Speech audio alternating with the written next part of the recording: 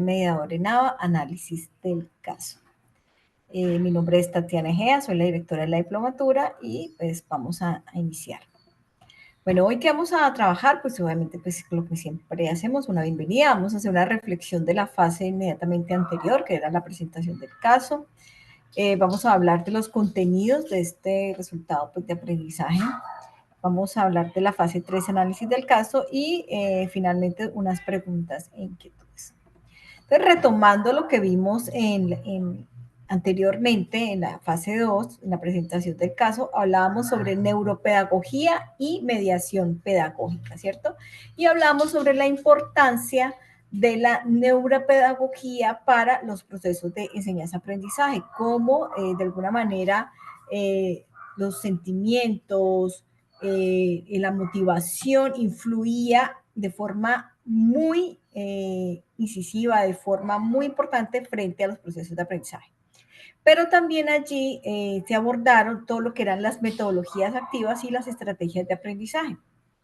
Las estrategias de aprendizaje nos ayudan también a retomar todo eso que hablamos sobre neuropedagogía y mediación pedagógica ya en la práctica como tal de la actividad pedagógica que nosotros hacemos, ¿cierto? Entonces, retomando de pronto algunas estrategias de metodologías activas, podemos resaltar 4, aunque son muchas más. El aprendizaje basado en proyectos, decimos que es un enfoque muy práctico y muy interesante y ayuda a promover el trabajo colaborativo. Sus beneficios se basan en el desarrollo de habilidades críticas y fomento de la creatividad. Entonces, recuerden que en neuropedagogía es la importancia de la creatividad, de fomentar la creatividad para lograr mejoría en los procesos de aprendizaje significativo. También tenemos el aprendizaje cooperativo, donde los estudiantes trabajan en grupos pequeños, habían diferentes técnicas, hablan de jigsaw, aprendizaje por pares, y el impacto tiene que ver con la mejora en la comunicación y en las relaciones interpersonales. Recuerden que somos seres sociales por naturaleza y es importante el trabajo en equipo. Otra metodología activa muy interesante es el aprendizaje experiencial, que es aprender haciendo, ¿cierto? Y tiene que ver con la experiencia, la reflexión, la conceptualización y la aplicación de eso que estamos aprendiendo, y influye específicamente en la parte neuropedagógica, en los estilos de aprendizaje, sobre todo que tiene que ver con el hacer.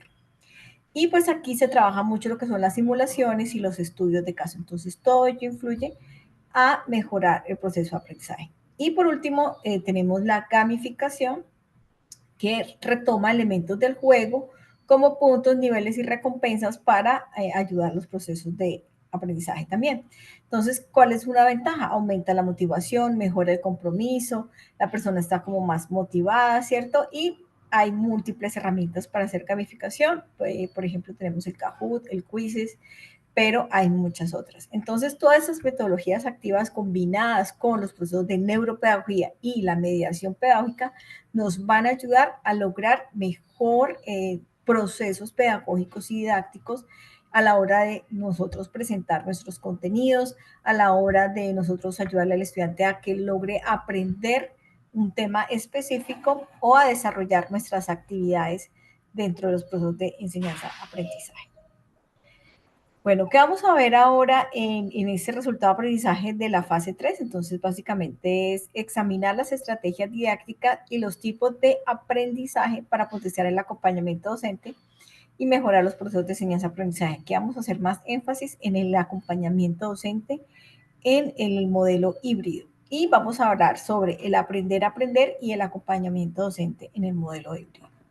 ¿Y por qué es tan importante el aprender a aprender? Siempre el señor rector lo habla todo el tiempo, hace parte de nuestro modelo pedagógico, y el aprender a aprender se ha convertido en una competencia importantísima que el mediador debe tener, pero que también debe transmitirle a sus estudiantes. Y ahora vamos a ver por qué.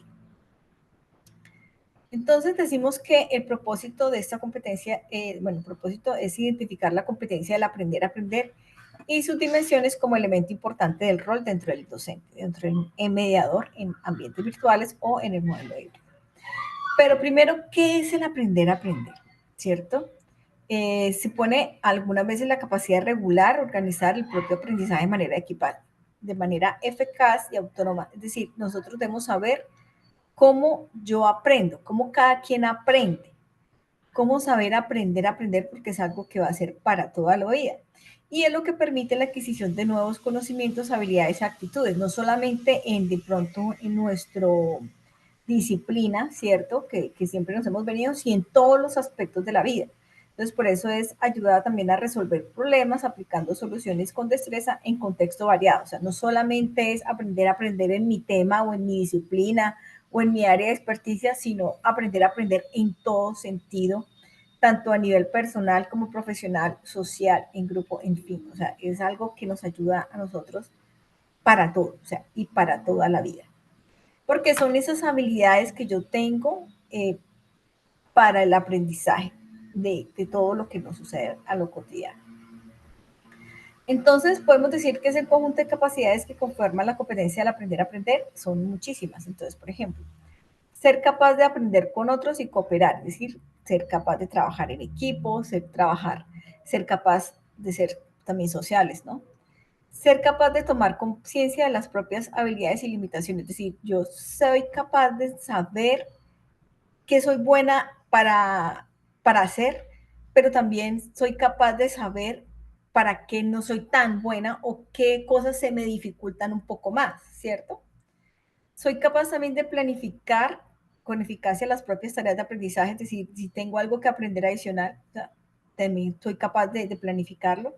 Recuerden lo que el señor rector nos dice, que somos aprendices eternos, ¿cierto? Que somos aprendices continuos, que nunca paramos de aprender, y eso es cierto, todos los días aprendemos algo nuevo. Ser capaz de usar de modo eficiente los recursos, técnicas y habilidades y estrategias de aprendizaje necesarias. Es decir, yo tengo que saber sobre estrategias de aprendizaje también. Ser capaz de autoevaluar y autorregular el propio desempeño a nivel cognitivo. Es decir, debo saber en qué momento, o sea, sé lo que estoy haciendo, lo estoy haciendo bien o no, o qué debo mejorar. O sea, hacer mi propia autoevaluación. Ser capaz de optimizar las habilidades para superar los obstáculos y limitaciones. Es decir, si yo sé que de pronto tengo una limitación frente, por ejemplo, al manejo de herramientas tecnológicas, se me dificulta un poco más, entonces tengo que dedicarle un poco más de tiempo para lograr mejorar esa limitación que tengo, ¿cierto? Entonces, debo optimizar ese proceso. También debo ser capaz de demostrar curiosidad intelectual y motivación intrínseca para superar las dificultades con éxito. Es decir, debo estar siempre como leyendo algo, buscando algo, aprendiendo algo, obviamente de lo que a mí me interesa, ¿cierto? Y ser capaz de mantener un comportamiento ético, una actitud positiva hacia el aprendizaje y la propia mejora, pues obviamente todo eso lo podemos hacer de muchas maneras. Vamos a hablar ahora de cuáles son esas dimensiones de la competencia al aprender a aprender. Entonces nos dicen que son 5. Cognitiva, metacognitiva, afectiva, social, relacional y ética. Vamos a ver de qué trata cada una de ellas. Entonces la cognitiva tiene que ver con toda la parte de la información, del conocimiento, de la gestión del conocimiento y de las habilidades comunicativas, es decir, cómo yo busco la información, dónde la busco, ¿cierto? Si la sé organizar la información, la puedo personalizar, almacenar, es decir, cómo yo adquiero la información y cómo esa forma de adquirir esa información es la más propicia o no. Entonces, te que debo buscarte fuentes confiables y no me refiero solo a la información disciplinar, cuando hablamos de aprender a aprender, yo no solamente me hablo sobre lo disciplinar, estoy hablando sobre todos los aspectos de la vida de conocimiento en general. Entonces, por ejemplo, tratar de buscar siempre fuentes confiables y no solamente las fuentes de Internet, por ejemplo, lo que nos dice Facebook o lo que nos envían, a veces son muchas fake news. Entonces, tenemos que buscar fuentes confiables de información, de noticias, de que de verdad, pues, si estamos buscando una información, pues que sea verídica, ¿cierto? Entonces, por ejemplo, queremos hacer dieta, es lo más común, o bajar de peso. Entonces empezamos a buscar en Instagram influencers para que me ayuden para bajar la dieta, o la dieta más efectiva para mí. Esa información no es tan válida porque esas personas, los influencers que están ahí de las dietas fit y eso, o los nutricionistas que están allí, bueno, los fans del Dr. Biter y todo eso, la dieta keto, ellos solamente tienen cierta información, pero resulta que cada persona es única y irrepetible y que todo el organismo de cada persona es diferente. Entonces, para quienes a algunos la dieta keto les funciona perfecto, a otros no, porque resulta que su metabolismo funciona diferente y la dieta keto antes le perjudica. Entonces, si yo necesito cambiar mis hábitos alimenticios o bajar de peso, yo tengo que ir a una fuente inicial, a un nutricionista, a un endocrinólogo, a un médico que me revise a mí, que diga, vea, de acuerdo a su metabolismo, la mejor dieta para usted y pueda bajar de peso es esta. Porque todos los demás generalizan y cada persona es única. Entonces, yo tengo que saber buscar la información, debo saber seleccionar y decir qué me sirve a mí y qué no me sirve en realidad esa información. Entonces, no debemos dejar llenarnos como de tanta información que pronto en la red ahorita hay demasiada información y hay mucha información que no nos sirve y que lo que hacen es llenarnos de mitos, por ejemplo, a mí a veces me da risa cuando miro también Instagram y salen muchas teorías conspirativas, o sea, salen demasiada información, entonces tenemos que revisar en realidad cuál es la información que nos sirve y qué no, qué información debemos desechar. En esta dimensión cognitiva también está el manejo de habilidades comunicativas, cómo me logro comunicar efectivamente con otras personas en cada ambiente. Entonces, por ejemplo, si estoy en un ambiente profesional, cómo puedo argumentar o contraargumentar o transmitir conocimientos siendo docente, ¿cierto? Ideas, argumentos, revisar cuál es mi audiencia y asimismo yo debo manejar mi lenguaje. Entonces, por ejemplo, si yo estoy con estudiantes de primera matrícula, que están apenas comenzando sus estudios, pues yo tengo que mantener un lenguaje más sencillo, menos formal para poder acercarme a ellos y logren una mejor adaptación, mientras que para estudiantes de noveno, décimo, que están en procesos postgraduales, pues ya tengo que hablar en un lenguaje más académico, más técnico, más formal, ¿cierto? Entonces, de acuerdo a las audiencias, pues asimismo yo organizo mi discurso, ¿no?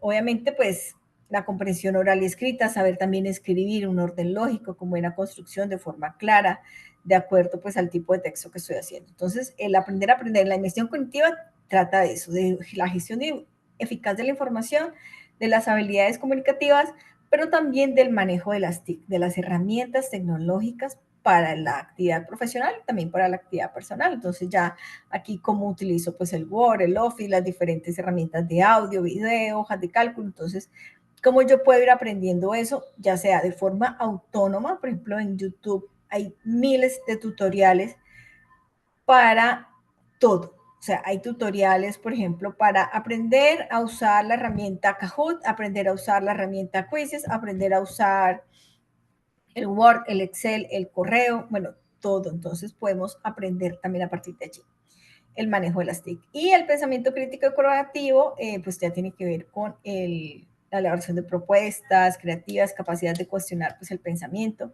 y producir pensamiento nuevo pues a partir de toda la información que hemos recolectado. Bueno, entonces ahí estamos en el aprendizaje de la dimensión cognitiva. También estos procesos también son muy importantes replicarlos con nuestros estudiantes también. Ahora vamos con la dimensión metacognitiva, que tiene que ver ya con el conocimiento de sí mismo y de cómo estoy aprendiendo, ¿cierto? Conocer, pues, lo que ya habíamos hablado de conocer cuáles son nuestras habilidades, pero también cuáles son esas limitaciones o cuáles son esas dificultades que de pronto se nos presentan frente a ciertos temas. Entonces, por ejemplo, a mí se me dificultan mucho las matemáticas, pero soy muy buena para todo lo que tiene que ver con lectura rápida, lenguaje, ciencias sociales, en fin, ¿cierto? Pero, sin embargo, pues puedo adquirir unas habilidades básicas de matemáticas que requiero para mi adecuado funcionamiento personal, profesional, ¿cierto? Entonces, son cosas que yo sé que necesito mejorar y por eso pues estudio un poco más, estoy estudiando un poco más de temas financieros y todo este tema que voy a necesitar en mi vida, ¿sí? Entonces, ahí es cuando uno dice, decidir qué es lo que yo quiero aprender y cómo lo quiero aprender. Entonces, yo decidí, voy a hacer un curso virtual sobre matemáticas financieras, por ejemplo. ¿Sí? Pero eso es algo que yo lo decidí porque siento que es algo que necesito mejorar en mi vida, ¿sí? que necesito aprender un poco más. Entonces, ya de acuerdo a lo que yo necesite, asimismo es a lo que yo me voy a dirigir para aprender. ¿Cómo lo voy a aprender? Pues lo puedo hacer ya sea con un curso virtual o con tutoriales de YouTube o leyendo unos libros, o sea, hay muchas maneras. Otro aspecto de la medición cognitiva tiene que ver con la planificación, organización y gestión del tiempo. Entonces, cómo yo planifico mi tiempo para el desarrollo de las actividades y lograr esos objetivos. Entonces, tiene que ver mucho como en esa dimensión. Priorizar, jerarquizar, organizar actividades y realizarlas. Es decir, ustedes tienen un planeador, algunas personas que tienen un planeador diario, otros que tienen un planeador semanal. Eso es muy importante porque nos ayuda a organizarnos y cumplir objetivos y irlos como tachando de la lista.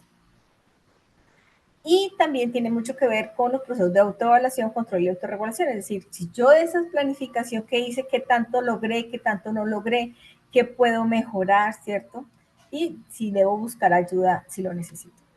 Otro aspecto de la dimensión cognitiva es la resolución de problemas. Analizar, resolver problemas, procesos de relacionamiento complejo, encontrar soluciones nuevas, diferentes. Todo ello es importantísimo poderlo revisar dentro de la dimensión metacognitiva y asimismo también nosotros debemos transmitirlo a nuestros estudiantes. Por ejemplo, ellos siempre se quejan que no tengo tiempo. No, esa es la principal queja, yo creo que del mundo de hoy, la falta de tiempo. Pero la falta de tiempo es simplemente también falta de organización. Entonces, ¿cómo tú puedes organizar tu tiempo de acuerdo a una planificación y que se cumplan esos tiempos? Porque es ya científicamente comprobado que de acuerdo pues por estas celulares y todo este tema ahora que tenemos, solemos distraernos fácilmente. Entonces, cuando tú entras a Instagram, a Facebook, a lo que más te guste a ti, dices, voy a 10 minutos de video, o YouTube, bueno, no sé, voy a hacer 15 minutos de entretenimiento. Bien, normal, 15 minutos. Pero esos 15 minutos pasan media hora, puede pasar una hora y puede pasar hasta 2 horas. He visto personas que son las 9 de la noche y dicen, bueno, antes de dormir voy a hacer 15 minutos de scroll. Bueno, scroll es pasar, pues, cierto, los videos con el dedito, o media hora. Y esa media hora termina convirtiéndose de las 9 de la noche a la 1 de la mañana. ¿Y qué pasó? Te levantas trasnochado, mal. No, me acosté retarde. ¿Haciendo qué? No, viendo celular, viendo celular. Todo eso hace que todo tu otro día se retrase por completo, no logres tus objetivos. Entonces yo tengo que ser en mi dimensión metacognitiva, organizar mi tiempo y decir, bueno, si yo dije que eran 15 minutos, poner una alarma, son 15 minutos de entretenimiento o media hora en mi celular o lo que sea, porque dejo de hacer otras cosas que son importantes por estar, no puedo decir perdiendo el tiempo, pero sí, digamos que en tiempo de ocio mayor a lo que ya había destinado. Entonces, importantísimo esta parte de la emisión metacognitiva. La parte efectiva motivacional es demasiado importante y es como la actitud positiva frente a los procesos de aprendizaje y la mejora. Es decir, si yo quiero mejorar, si yo quiero aprender algo, pues obviamente tengo que disfrutar de eso que estoy aprendiendo. Entonces, tengo que tolerar la frustración cuando de pronto algo no sale como yo quiero, pero también debo volver a motivarme para poder seguir aprendiendo, ¿no? Entonces, algunas atribuciones internas también es desarrollar y alimentar el locus de control interno sobre los aprendizajes. El locus de control interno es la conciencia, somos nosotros mismos. Y el locus de control externo son las otras personas que nos dicen a otros, ven, hazlo eso. Pero digamos que esta parte motivacional es muy interna, es muy propia. Es qué tanto quiero yo lograr esto y es lograr que esa motivación sea tan grande que yo lo pueda hacer fácilmente. Y eso tiene mucho que ver con el autoconcepto, la estima, la eficacia, es decir, si yo tengo una muy buena imagen de mí misma, me acepto, me aprecio, soy capaz de cumplir con los objetivos. Si yo tengo una imagen negativa de mí mismo, por ejemplo, digo, no, yo siempre me equivoco, yo siempre soy muy malo, no, yo no sirvo para eso, ya para qué sigo. Obviamente eso se refuerza en el interior y no va a dejar que tú puedas hacer lo que necesitas hacer. Entonces, es importante promover los procesos de autoconcepto o motivación, estima. Cuando tenemos dificultades para eso, es cuando nosotros, por ejemplo, en mi caso, yo soy psicóloga, decimos tienes que buscar terapia, tienes que buscar ayuda porque es algo que te está afectando. ¿Listo? Y pues obviamente dentro del aprender a aprender también está el bienestar físico, emocional, encontrarse bien física y emocionalmente, pues obviamente ayuda a mantener un estado anímico apropiado, es capaz de la persona estar relajada, motivada, ¿cierto? Entonces, importante. Y otro aspecto de la autorregulación emocional y el control de la ansiedad, entonces mirar cuáles son esas reacciones emocionales frente a diferentes situaciones sociales o no sociales, controlar pues obviamente la ansiedad y pues y ser capaz de relajarse en situaciones de estrés, es decir, que cuando hay una situación de estrés no me vuelvo loco, sino que sé concentrarme, sé tomarme un tiempo y poder actuar, ¿cierto? Entonces, es importantísimo este tema de la autorregulación emocional. Sabemos que no es fácil, no es fácil esa gestión emocional, sin embargo, se puede aprender, sin embargo, se puede, si digamos que es algo desbordante o siente la persona que es muy difícil, se puede pedir ayuda para poder mejorar estos aspectos, porque la gestión emocional también tiene, pues obviamente todo está relacionado, tiene todo que ver con la autoestima, tiene todo que ver con los procesos de bienestar emocional, de inteligencia emocional también. Entonces, obviamente no venimos con eso aprendido y por lo general las emociones y todo esto que nos del autoconcepto viene predeterminado por nuestra infancia, por las relaciones que tuvimos con nuestros padres, en fin, o sea, tiene mucha cosa detrás, ¿no? Y no es fácil soltar eso. Entonces, cuando a la persona se le dificulta mucho, entonces, como siempre decimos, hay que buscar ayuda. Si no logra hacerlo solo. Sí se puede hacer solo, pero es un trabajo grande, es un trabajo difícil, es un trabajo de verdad de mucho aprendizaje, de mucha lectura, de mucha meditación, de mucho autocontrol y sobre todo de soltar un pasado, hacer un perdón. Bueno, es un proceso bastante complejo, pero de realidad es interesante, se puede lograr, pero pues toma su tiempo. Otro aspecto muy importante en el aprender a aprender, pues tiene que ver con lo social relacional. Entonces, aquí hablamos ya de los valores sociales, las relaciones interpersonales, las actitudes de cooperación y solidaridad. Recuerde que nosotros no nacemos siendo cooperativos ni nacemos siendo solidarios, son cosas que se aprenden y se aprenden como desde a partir de la infancia, de cómo fue nuestra infancia, qué nos enseñaron nuestros padres o nuestros colegios, si nos enseñaron a compartir, si nos enseñaron a hacer buenas relaciones personales, a ser solidarios con las personas, eso se aprende desde muy niño. ¿Qué sucede? Si no lo aprendimos, pues también igual lo podemos aprender ahora o lo podemos reforzar ahora siendo grandes. Todo se puede aprender. Pero pues digamos que es un poco más complejo que cuando uno lo aprende de niño, por eso es lo ideal. Que en los colegios se trabaje mucho el tema de la cooperación, de la solidaridad, las relaciones sociales, el trabajo en equipo y pues obviamente el contexto, ¿no? También tener como ese espacio para los procesos de aprendizaje. Y finalmente, pues la competencia ética, ¿cierto? Tiene que ver con la responsabilidad en el aprendizaje, que lo que yo estoy aprendiendo, aprovechando el tiempo, los recursos, ¿cierto? Actitudes y valores cívicos, pues obviamente ser honestos, responsables, veraz, trabajar por el bien propio, pues todas esas cosas se aprenden. No nacemos con nada de eso, o sea, no, ay, no es que el ser humano es bueno por naturaleza, no, pues en realidad no, porque pues nosotros nacemos eh, en blanco, ¿cierto? Y nos van dirigiendo nuestras experiencias, nuestros aprendizajes y lo que vamos aprendiendo en el camino también, ¿listo? Y pues obviamente tiene que ver también los respeto a los códigos éticos y ontológicos de acuerdo pues al ejercicio profesional. Es muy importante pues seguir aprendiendo sobre eso, reforzando eso. Y eso es pues todo lo que tiene que ver con el aprender a aprender, la nueva competencia que nosotros estamos promoviendo y que promueve la UNAD desde su modelo pedagógico frente al aprender a aprender que es tan importante para el mundo de hoy.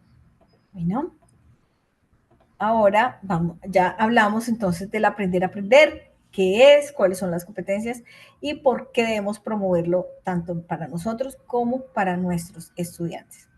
Ahora vamos a hablar del acompañamiento docente específico, cómo lo maneja la UNAD, qué es lo que nosotros proponemos para la mejora en los procesos de acompañamiento docente.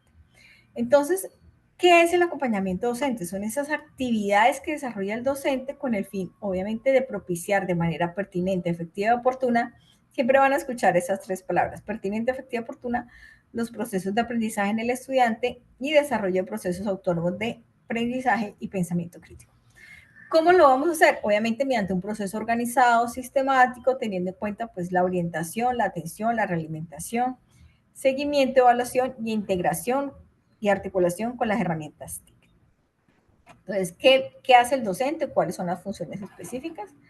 Primero, el acompañamiento, ¿cierto? Interactúa con el estudiante mediante unos seguimientos, unas asesorías, de forma individual o grupal, ¿cierto? También hay una interacción con el estudiante en donde ya se establece un diálogo, ¿cierto? Que debe ser asertivo, permanente, utilizando pues los medios sincrónicos y asincrónicos, que ya ahorita vamos a hablar sobre ellos. Y la evaluación, es decir, el docente evalúa de forma formativa y por procesos, es decir, también sumativa a través de los logros y resultados de aprendizaje y el desarrollo de las competencias logradas por el estudiante en el proceso del curso. O sea, nosotros acompañamos el proceso, interactuamos con el estudiante y finalmente lo evaluamos, ¿cierto? Para verificar que efectivamente cumplió o no cumplió con esas competencias que queríamos para el curso. Entonces, ¿cómo podemos definir qué es el acompañamiento docente? Entonces decimos que es la acción comunicativa pedagógica.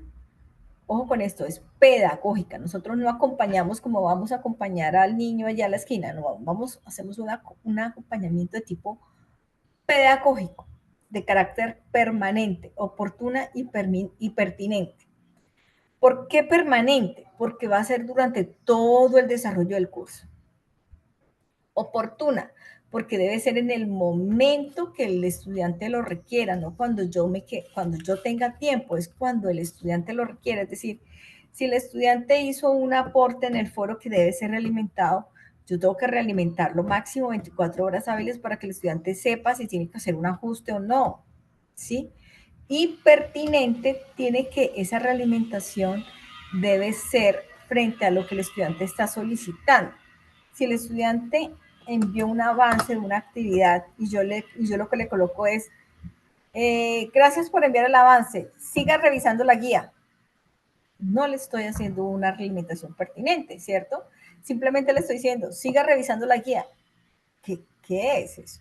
Tengo que decirle a él, el avance sí cumple con lo requerido o no cumple y debe mejorar esto.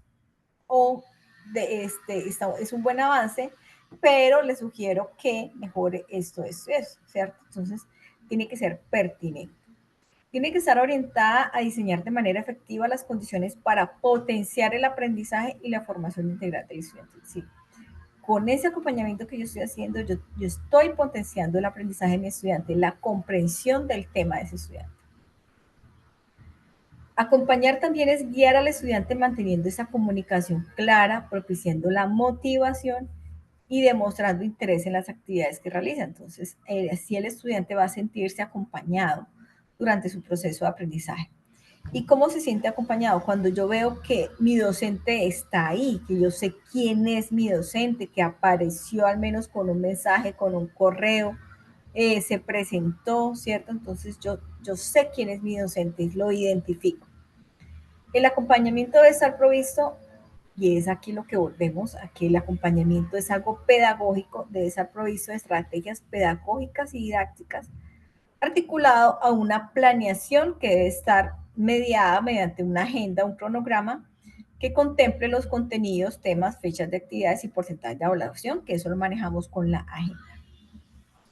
Y obviamente el acompañamiento debe ser asertivo por parte del docente y eso es fundamental obviamente para contribuir a la motivación, interés y permanencia del estudiante. Entonces, estas definiciones son fundamentales que ustedes se las lleven con ustedes porque es la base pues de todo. Bueno, ahora vamos a ver, ya que ya sabemos qué es un acompañamiento, cuáles son esas estrategias de acompañamiento. Entonces, una de las estrategias de acompañamiento es la realimentación, brindar realimentación. El docente realimenta las actividades entregadas por los estudiantes y la participación de los niños para que ellos reconozcan sus aciertos y ajusten los errores en el desarrollo de las actividades. Ojo con esto, la realimentación se realiza durante el proceso de la actividad, es decir, el estudiante, por ejemplo, está haciendo una actividad, la fase 2. Resulta que tiene que presentar un cuadro comparativo de las diferentes estrategias de metodologías activas. El estudiante en el foro comparte sus avances del cuadro comparativo y dice, mira, aquí está mi cuadro comparativo antes de la fecha de entrega, ¿cierto? Porque cuando yo ya lo entrego al producto, ya no se convierte en una realimentación, sino en una calificación, ¿cierto? Porque cuando yo ya reviso el producto, cuando me lo han entregado, yo lo que hago es calificar. Y sí, digo que está bien y que no, pero el estudiante ahí no tiene oportunidad de ajustar ningún error porque pues ya le calificaron, ¿cierto? Mientras que en los procesos de realimentación yo puedo contribuir a que el estudiante revise cuáles son sus aciertos, pero también sus errores y pueda mejorar el desarrollo del producto final. ¿Listo? Entonces, ¿cómo podemos hacer una muy buena realimentación? Pues primero, dirigirse de manera personal al estudiante, es decir, comenzar con un saludo y el nombre del estudiante. Entonces, estimado Luis, estimada María, claro, cuando es una realimentación personal, ¿no? Si es una realimentación de un trabajo en grupo, entonces, por lo general, yo escribo todos los nombres de las personas del grupo. Estimado Luis, María, José, ¿sí? Porque eso le ayuda a decir, vea, si se está dirigiendo a mí. Si yo le digo estimado estudiante en un foro, pues los 5 participantes del foro van a creer que, ay, ¿a quién se está hablando? A todos. Pero cuando yo veo una realimentación específica, yo tengo que decir el nombre a quien le estoy realimentando. Estimado María, estimado Luis, estimado.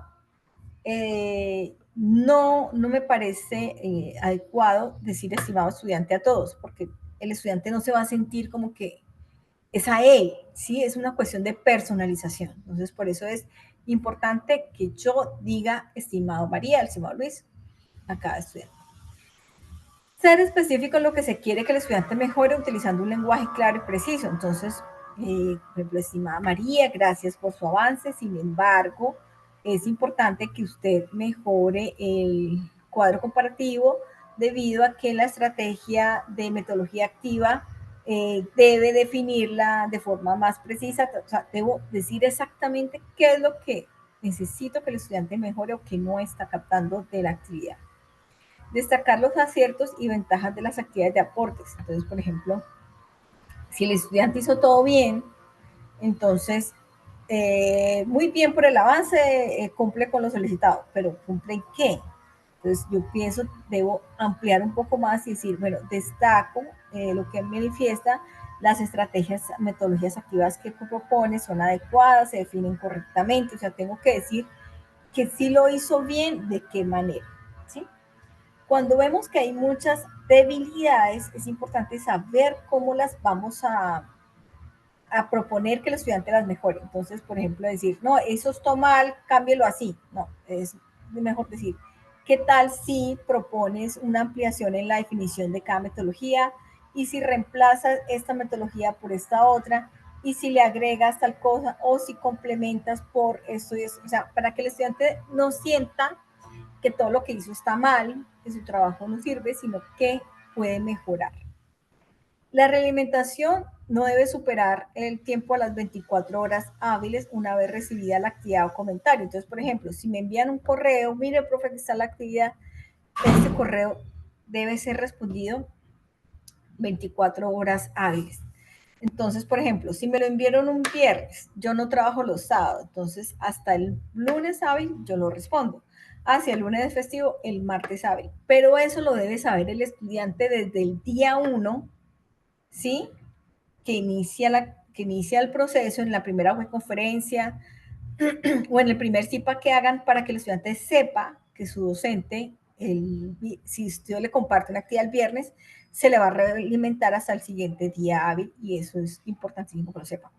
Pero si el estudiante le envía un martes, pues es importante que el docente le responda el siguiente día, ¿sí? Porque es el día hábil y se supone que yo estoy trabajando en esto.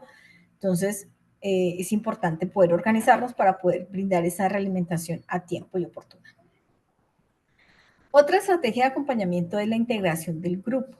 ¿Y cómo se hace eso? Pues promover esa cohesión de los estudiantes Conocer las características, fortalezas y habilidades del estudiante. ¿Cómo lo hago? Yo puedo hacerlo en un foro, puedo en el foro inicial, por ejemplo, puedo pedirle a los estudiantes que nos digan cuáles son sus características, sus fortalezas, sus habilidades, para yo pueda más o menos tener conciencia de qué grupo me estoy enfrentando. Igual cuando, de acuerdo al tipo de curso, si es un curso de primera matrícula, segunda matrícula, pues yo también ya más o menos sé qué tipo de estudiantes tengo, o sea, que tengo estudiantes que están en proceso de adaptación o que ya están más avanzados, ¿sí? Entonces, yo debo conocer esa parte. Obviamente, yo como docente debo presentar mis propias expectativas, tengo que darme a conocer a mis estudiantes como profesional, eh, a partir de un mensaje, correo, en fin, para generar esa cercanía y confianza con los estudiantes. Otra estrategia de acompañamiento son la motivación. Entonces, en este proceso de motivación, el docente diseña sus mensajes de apoyo, comprensión de contenidos, cuando vemos que son cursos muy densos, donde hay una alta deserción de los cursos, entonces yo debo hacer esos mensajes de motivación, de buscar, por ejemplo, algunas infografías o material de apoyo que le ayuden a ellos a mejorar la comprensión del tema, crear esos espacios de diálogo individual y grupal, por ejemplo, las CIPAs son un gran espacio para eso, para poder orientar esas dificultades que se le pueden presentar a los estudiantes. Y es importante mostrarse empático frente, pues, obviamente, a los ritmos y utilizar un lenguaje de aprendizaje. Entonces, de pronto los estudiantes que se demoran un poco más en captar las cosas, pues ser respetuosos con ellos y tratar pues como de darles más herramientas para que puedan comprender los contenidos. Otra estrategia es la resolución de dudas e inquietudes, responder las preguntas e inquietudes que se presenten durante el desarrollo del curso. Las respuestas deben darse igual, máximo de 24 horas hábiles. La no respuesta oportuna por parte del docente puede generar repercusiones negativas en el estudiante, sentimientos de frustración, insatisfacción, inquietud. Bueno, aquí en resolución de dudas hay algo muy interesante que sucede y es que a veces el estudiante le pregunta, estimado docente, por favor me indica cuál es el puntaje de aprobación del curso, y el docente responde, estimado estudiante, favor remitirse a la presentación del curso para que observe allí. No, si el estudiante le está preguntando algo puntual, usted respóndale puntualmente. Efectivamente, el curso se aprueba con 400 puntos. Recuerde que esta información se socializó o se encuentra publicada en la presentación del curso, pero respóndale. O cuando dice, estimado profesor, ¿de qué trata la actividad 3? Entonces el profesor le pregunta, léase la guía. No, la actividad 3 trata de esto y esto. Le sugiero que para mayor profundidad revise la guía de actividades y si tiene alguna pregunta puntual, estoy aquí atento para apoyarle. O sea, cómo la forma de responder, y todo eso tiene que ver mucho con cómo nosotros escribimos. Entonces, porque a veces cuando decimos remítase a la guía, que de pronto para nosotros es algo normal, remítase a la guía, ¿cierto? Si se quiere saber cómo es la actividad, pues remítase a la guía. Pero para el estudiante eso es como un insulto, o sea, el profesor no me quiso responder y eso ya es el peor mal, o sea, el docente es muy malo porque nunca me respondió las preguntas y no se evalúan mal porque nunca respondió las preguntas, pero si las respondió de una manera que el estudiante no quería. El estudiante quería saber de qué trataba la actividad. Entonces usted respóndale de qué trata la actividad y sugiérale que profundice revisando la guía.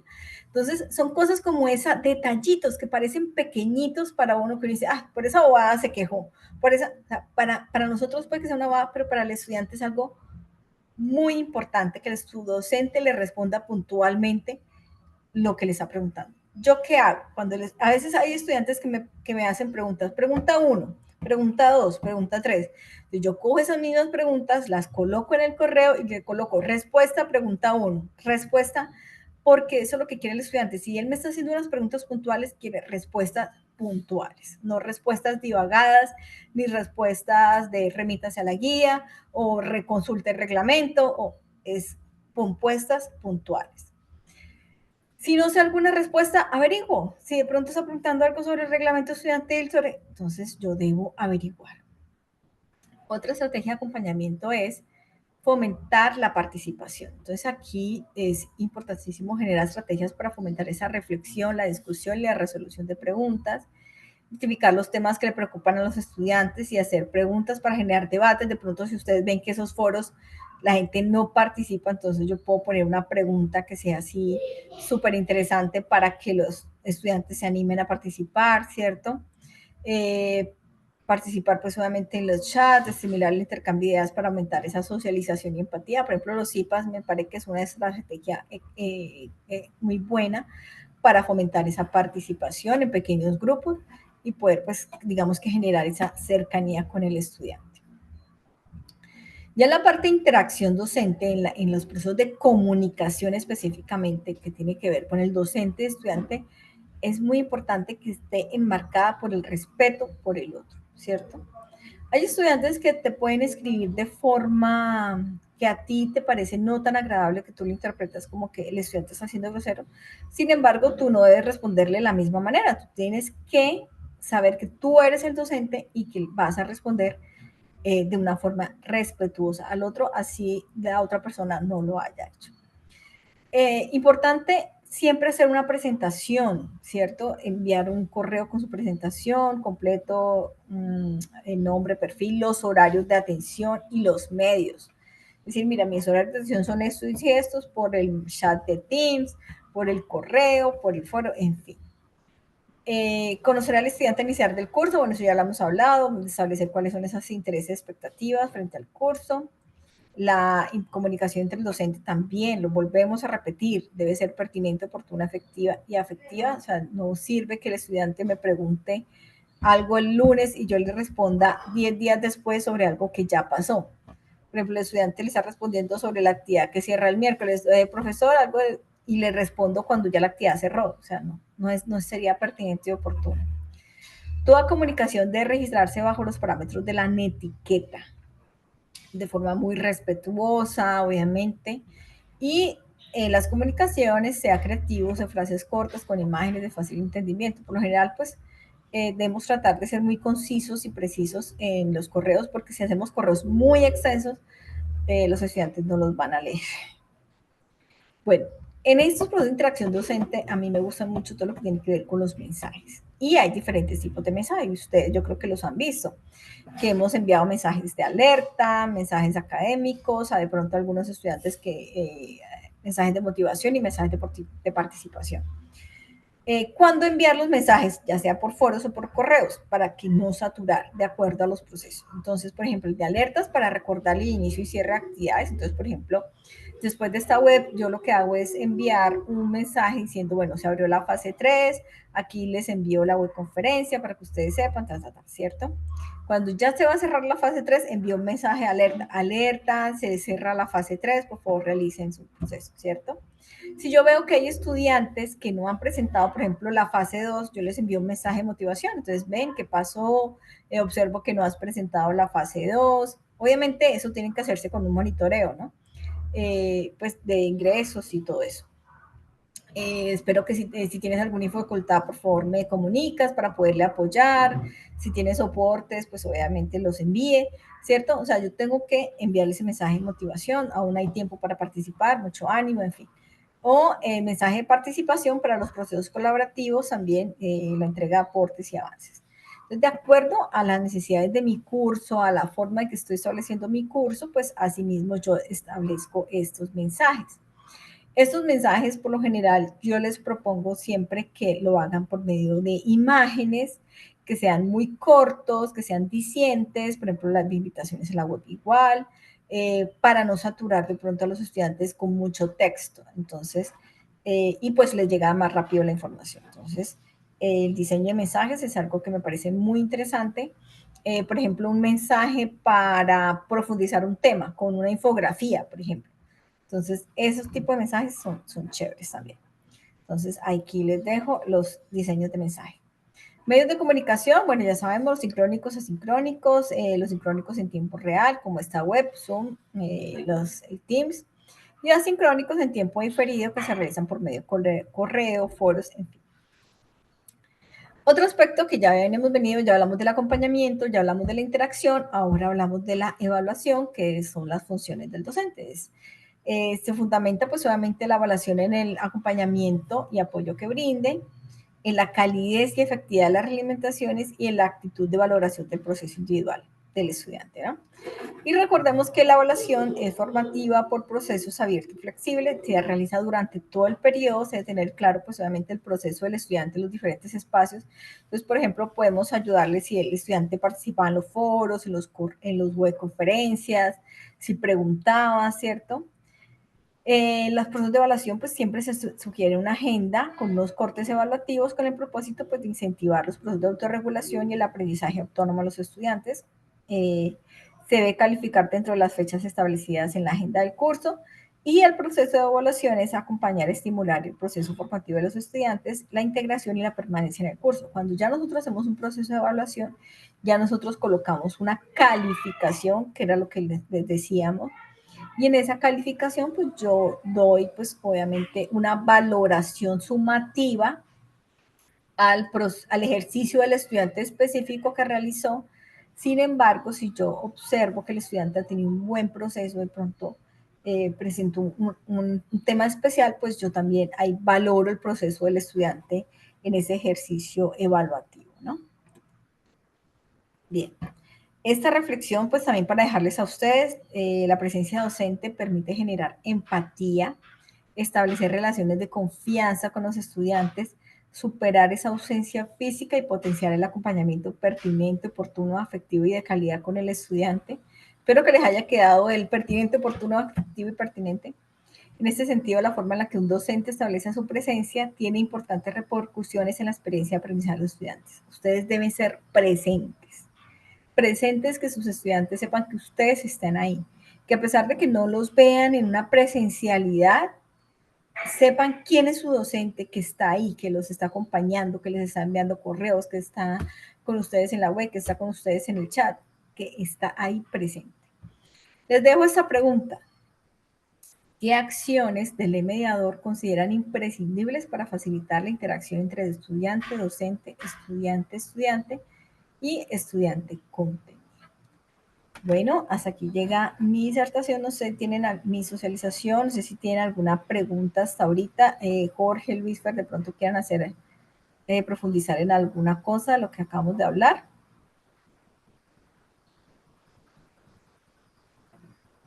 Buenos días, nuevo Tati. Yo creo que está todo muy completo. De pronto hacer un poco de énfasis en que a pesar, digamos, pues estamos nosotros transicionando a un modelo híbrido, pero pues interactuamos muchas veces solamente a través de la virtualidad en la mayoría de los escenarios, pues hasta este momento. Entonces es muy importante que nunca se nos olvide que estamos mediando con seres humanos, y son personas que tienen emociones, que tienen habilidades, dificultades, no solamente, digamos, desde las preferencias del aprendizaje, sino la manera como consultan ellos la información, las situaciones personales que se le puedan presentar, las situaciones geográficas, de tecnología, algunas limitaciones que, pues, digamos, sí hemos ido avanzando de una manera muy importante en la superación de la barrera tecnológica, pues aún hay demasiadas, digamos, dificultades, ¿no? Entonces, siempre tener en cuenta em, la situación humana, tratar de ponernos en los zapatos del otro, sería Exacto. la empatía. Eso yo creo que es lo fundamental y nunca tampoco perder de el pensamiento que los procesos educativos la mayoría de veces resultan complejos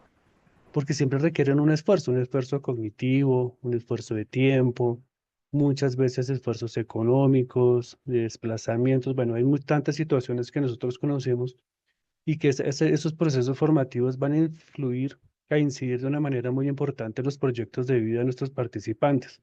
Entonces, a nosotros ofrecer una educación de calidad humana, realmente pensando en el otro, estamos dando una contribución muy importante a la sociedad.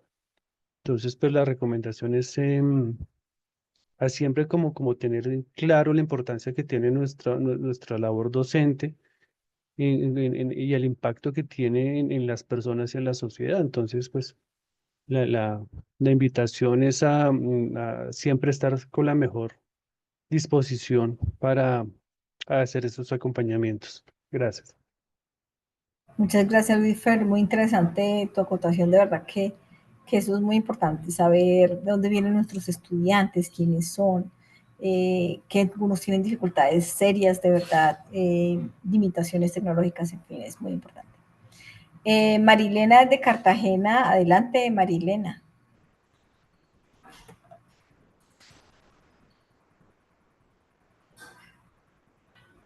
Adelante. Muchas gracias. Saludos a todos. Concuerdo grandemente con lo que acaba de comentar nuestro compañero Luis Fernando. Hay dos cosas que quiero como resaltar y ampliar un poco. Me gustaría compartirlo con ustedes. Yo principalmente trabajo con estudiantes que están ingresando a la modalidad y reconociendo el modelo pedagógico unadista. Entonces, son muchos los aspectos críticos en ese momento que debemos tener en cuenta como seres humanos y como docentes, como pedagogos.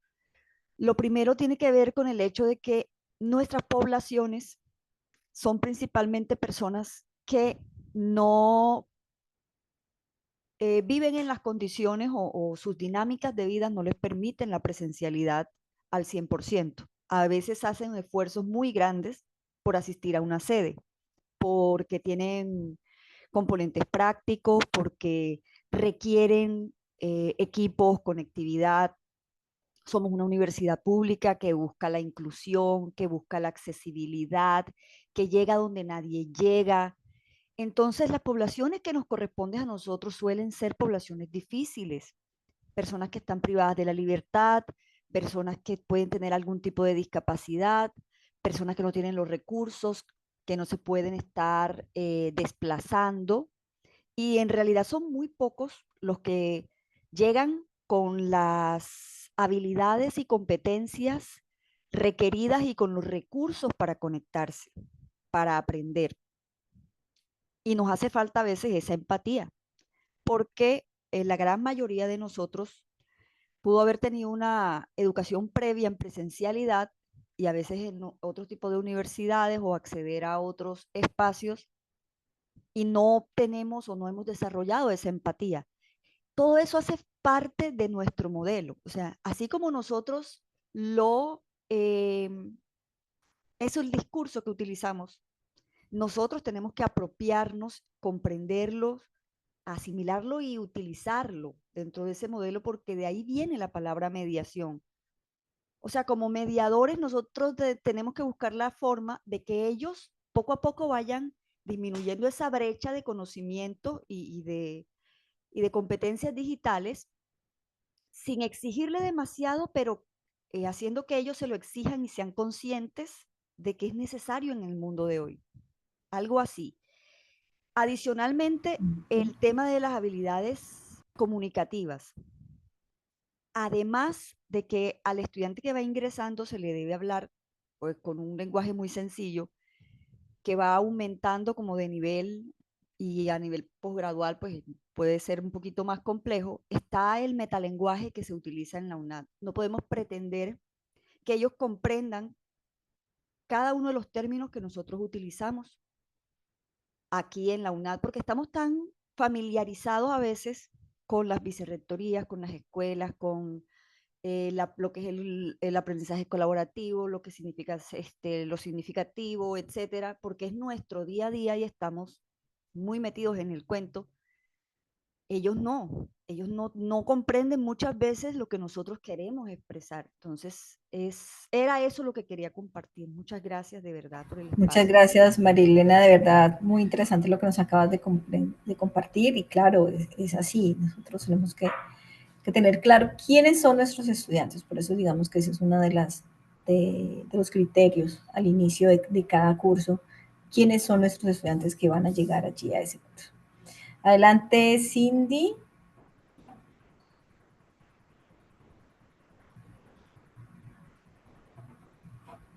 Cindy.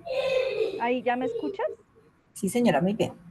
¿Cómo están todos? Bueno, pues compartir también algunas reflexiones aquí. Es que la manera en la que nosotros de pronto fuimos educados en algún momento ha cambiado, ¿no? Cambiaron las generaciones, cambia la forma del pensamiento, cambia el uso del lenguaje, incluso porque ya vemos que las nuevas generaciones vienen con unos lenguajes diferentes a los cuales nosotros tenemos que actualizarnos.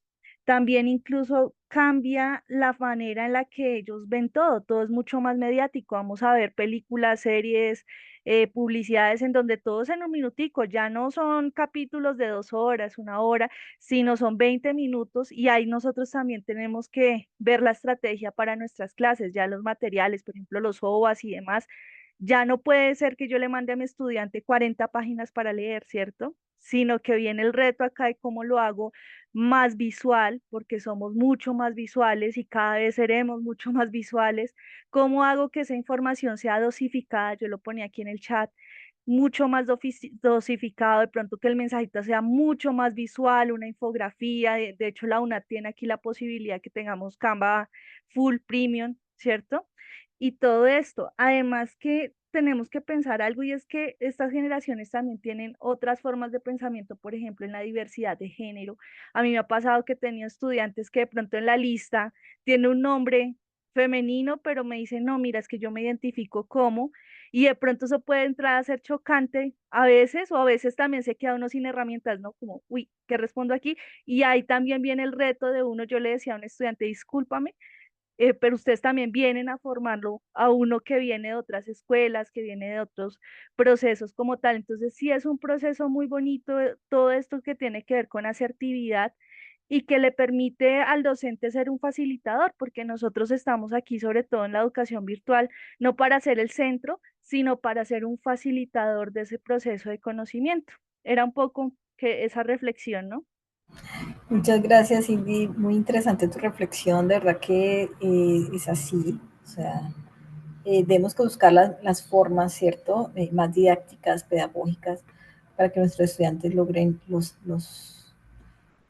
la interiorización de los contenidos y no solamente, como dices tú, enviar un documento PDF de 200 páginas, sino de verdad qué información es la que en realidad necesita, porque si ustedes se dan cuenta con la tecnología de hoy, con el chat GPT, ya toda la información está en la red. O sea, yo estoy a un clic de distancia de cualquier información que yo necesite, cualquier conocimiento.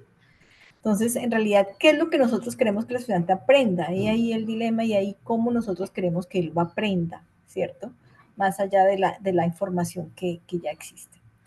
Bueno, la última intervención para continuar ya con lo último. Diana, adelante.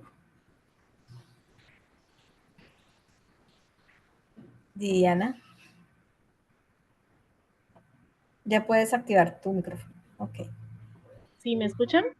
muy bien, adelante. Sí, muy buena mañana, muchas gracias. Realmente este es la tercera conferencia para este curso de mediador que he logrado ingresar. Las otras lamentablemente he tenido que escucharlas, pues porque estaban programadas los viernes y desde el semestre pasado soy tutora dentro de la UNAM. Yo me encuentro radicada en la ciudad de Buenaventura, Valle del Cauca, acá en la costa del Pacífico. Realmente es una experiencia muy enriquecedora poder acompañar estos procesos a nivel de la UNAM, poder adquirir esta capacitación, esta formación. Y frente a todo lo que expresan hoy, frente a lo que expresan los compañeros, considero yo que los estudiantes nosotros debemos de estimular constantemente la curiosidad. El ejercicio que tú explicabas anteriormente, de que nuestros mensajes sean puntuales, sean concisos, sean llamativos, que generen ese interés, que el estudiante quiera leer, quiera investigar, dale clic aquí, a dónde me llevó, a dónde me lleva, qué hago. Y otro pilar también muy importante es que nosotros como docentes manejemos nuestra gestión de tiempo. Si nosotros no organizamos, si no establecemos un horario en el cual vamos a ingresar a responder nuestros mensajes, vamos a ingresar a acompañar en el foro, vamos a ingresar a recordar la actividad que hay que hacer y simplemente decimos, no, yo voy a ingresar cada 3 días, voy a estar saturada de mensajes. Entonces, de esa manera nuestra respuesta va a ser burda, va a ser parca, va a ser tosca y no le va a llegar al corazón al estudiante. Pero si yo establezco que todos los días de 7 de la mañana a 9 de la mañana voy a estar conectada y voy a revisar con pausa, De esa manera, a cada docente, a cada estudiante, perdón, voy a darle una respuesta con serenidad, con coherencia, que le permita tener esa motivación de investigar. A nosotros diariamente, no digo en mi caso, a mí me llega, voy a trabajar solo porque mis compañeros no responden. Yo no puedo decirle al estudiante, no, el trabajo es colaborativo, debe hacerlo colaborativo. Es siempre el mensaje de recordar, de que estamos en la UNAM, donde es un aprendizaje significativo, donde los trabajos colaborativos y las actividades son importantes. Recuerde el diálogo con sus compañeros, lo importante es que se contacte con ellos. Te motiva a que continúes en la participación del foro, yo estaré retroalimentándote, pero vamos, que tú puedes. Y pues ya al final no logras contactarte, puedes realizar la entrega de una manera individual. Listo, pero realmente la gestión del tiempo de nosotros como docentes, organizar nuestros espacios nos permite que también seamos más empáticos con los estudiantes y podamos fortalecer esa estimulación de toda esa curiosidad por parte de él y el deseo de aprender, de la persona que está detrás de esa pantalla, está realmente interesada en nosotros. Muchas gracias. Así es, Diana, de verdad que es muy interesante también lo que nos planteas. Nosotros debemos ser muy organizados. Aquí la clave es la organización, la gestión del tiempo. Así como nosotros le vamos a decir a nuestro estudiante, organícese, gestione su tiempo para que pueda desarrollar las 7 cursos, 6 cursos que tiene matriculados. Nosotros también tenemos que organizar nuestro tiempo para poder cumplirle a nuestros estudiantes, obviamente cumplir nuestra labor de la mejor manera posible, pues con la mejor calidad también. Bueno, finalmente vamos a hablar un poquito de la fase 3, análisis del caso. Tenemos un cuestionario abierto a partir de ayer, martes 22, hasta el sábado 3 de mayo, son 120 puntos, ahí sube un poquito de puntaje. Aquí en esta fase 3, pues vamos a trabajar todo lo que es el rol del docente y el acompañamiento en la educación híbrida, continuando obviamente con el caso de Felipe. La idea aquí es proponer nuevas estrategias de mediación pedagógica, aprender a aprender, ¿cierto? Cómo proponer ideas y generar en los estudiantes mayor autonomía y liderazgo en su proceso formativo y buscar ese plan de acompañamiento al participante y proponerle esas acciones tecnopedagógicas que le faciliten el aprendizaje autónomo, significativo y colaborativo. Entonces seguimos con nuestros actores, Felipe y Elena, Felipe el estudiante, Elena la docente. Bueno, ya ustedes más o menos conocen el contexto. Felipe sigue en su segundo periodo de programa en entorno híbrido, combina experiencias de aprendizaje presenciales y virtuales. Pero Felipe requiere la guía del apoyo docente para gestionar el aprendizaje y adaptarse a las demandas del modelo híbrido. Entonces, aquí... bueno, entonces aquí el docente, Elena, a través de sus orientaciones ha desarrollado una mayor capacidad de autogestión, ha fortalecido su autonomía y ha comprendido la importancia de reflexionar de manera crítica sobre su propio proceso formativo. Entonces aquí en esta parte de análisis del caso, el Felipe pues experimenta una transformación significativa en su desempeño académico y lo que lleva a la docente Elena pues a ayudarle a mejorar con la capacidad de autogestión, entonces lo que hablamos de gestión del tiempo, de fortalecer su autonomía, de reflexión sobre su proceso de aprendizaje. Entonces, gracias a la actividad diseñada por la docente en las sesiones colaborativas, dinámicas gamificadas y los espacios de participación, comunicación e interacción, CIPAS, que por ahí en el chat había una pregunta que qué eran los CIPAS, bueno, pues son estos son comunidades de interacción que puede diseñar tanto el docente como el estudiante mismo con un grupo de sus compañeros. Entonces, si yo docente puedo crear un CIPA con diferentes estudiantes, de pronto algunos que requieran mayor apoyo, algunos que presenten algún tipo de dificultades, que están atrasados, que no comprenden bien el tema o que simplemente quieren participar de esos encuentros, pues yo lo puedo generar por mediante unos chats de Teams o unos encuentros sincrónicos vía web conferencia, ya sea por Teams, por Meet o cualquiera de las herramientas. Entonces, a partir de ello, Felipe ha aprendido a reconocer sus propias necesidades cognitivas y emocionales, así como identificar las estrategias que mejor se ajustan a su forma particular de aprender. Entonces, allá aquí Felipe logró saber, bueno, mi estilo de aprendizaje es más visual, entonces voy a recrear contenidos más de tipo visual. Felipe ha aprendido a organizar su tiempo de forma efectiva, lo que decíamos, a gestionar los recursos digitales con criterio y a utilizar la inteligencia artificial no como un sustituto de pensamiento crítico, sino una herramienta que potencia su toma de decisiones formativas. Esto también es muy importante, saber cómo utilizar la IA. Ok, siempre me salgo. Bueno, y vamos acá del desenlace. Entonces, aquí en el caso de Elena, digamos que en los escenarios educativos híbridos, el acompañamiento docente se convierte en el eje central de una experiencia de aprendizaje significativa. Entonces, el rol docente se transforma en una presencia activa y cercana que guía, orienta y humaniza el proceso educativo. Es decir, no solamente está la docente que le va a calificar, sino que es la docente que le va a ayudar a guiar, a que transforme ese proceso de aprender a aprender también, ¿cierto? Entonces, aquí como vemos que el caso de docente de Felipe ilustra como un acompañamiento intencionado y empático, también lo que hablamos, puede ser determinante en la construcción de la autonomía del estudiante. Entonces, a través de una mediación pedagógica que articuló lo tecnológico con lo emocional, lo cognitivo con lo metacognitivo, Elena logra que Felipe aprenda matemáticas, logra aprender cómo aprende, para qué aprende y desde dónde aprende.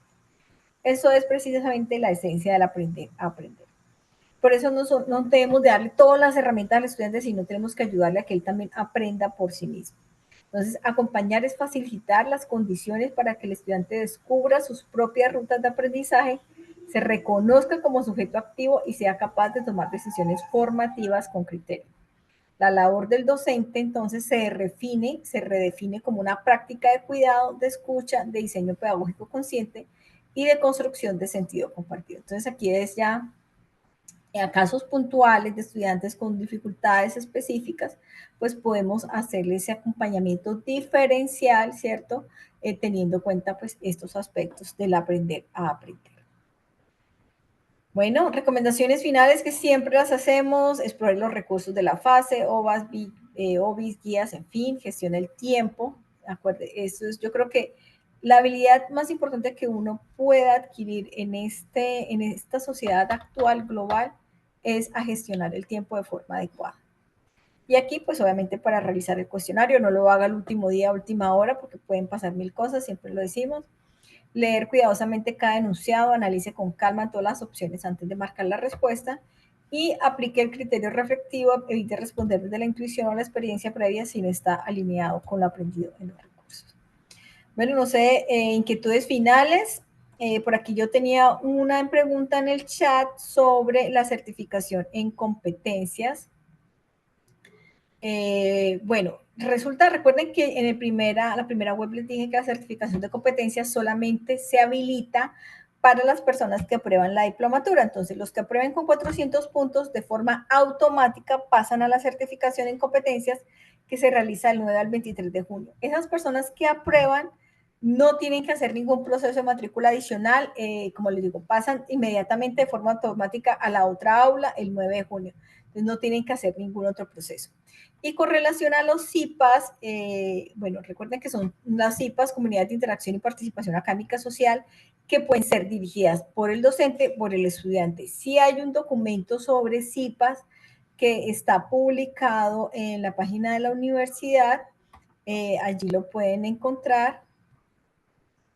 Pero pues pueden ser ya sea de iniciativa del estudiante o del docente también. De hecho, en algunos cursos le dicen al docente, usted tiene que crear tantos CIPAS, es decir, tantas reuniones sobre X o Y tema. Y eso se organiza con la red de curso y se organiza también, obviamente, si es un curso, por ejemplo, en el que estoy solito, soy director y tutor, pues ahí sí yo con yo, ¿no? Pero cuando hay una red, es decir, hay un director de curso y varios tutores, pues se organiza con ellos, ¿vale?